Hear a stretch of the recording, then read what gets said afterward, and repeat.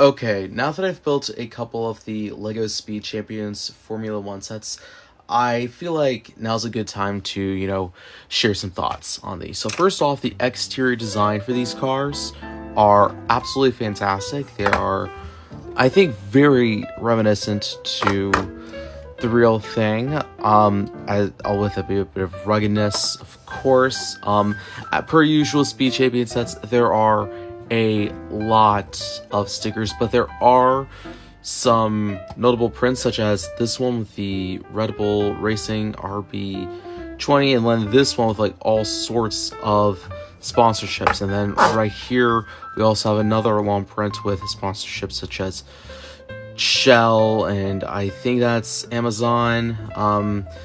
And I guess that also plays, into the price of like $27, I think. Yeah, 27 for reference.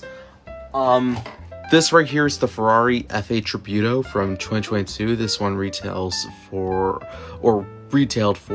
I think, 20 to 25 bucks. I know it's regular Speed Champions cars are like 25 bucks nowadays, but this was 20, and it definitely feels like a good value for what you get, $20. When you compare them side by side with the actual cars, it kind of feels like a bit of a ripoff, considering that this is $27, which I'm guessing is because of, once again, the massive amount of sponsorships. I mean, when's the last time you ever seen Red Bull sponsor a Lego set? And considering, I feel like this is somehow a better value than these. Oh, look, stability issue, which is another main problem I have. The fronts are, very unstable. Like, they can easily just snap off like that. Let's actually get that out of the way real quick. And let's see now. The wheels, I don't know if they've had these wheels for a while, but I honestly found them okay.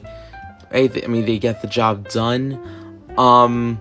Let's see now. And, these are, like, good for display and such, but for, like, actually playing, I feel like you need to be very careful because of, again, the fragility.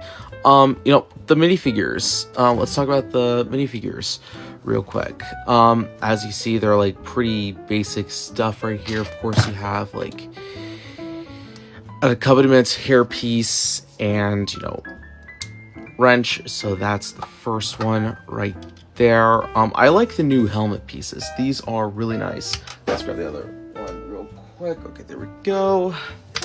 And then just grab this one right here.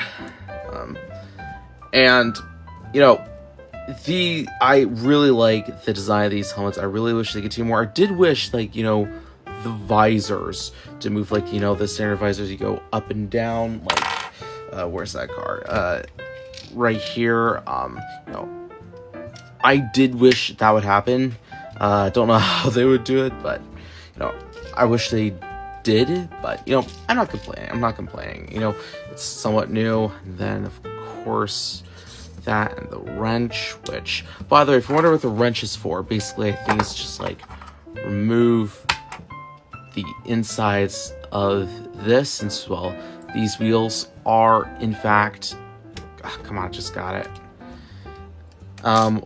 one piece. So, because usually with Speed Champion sets, the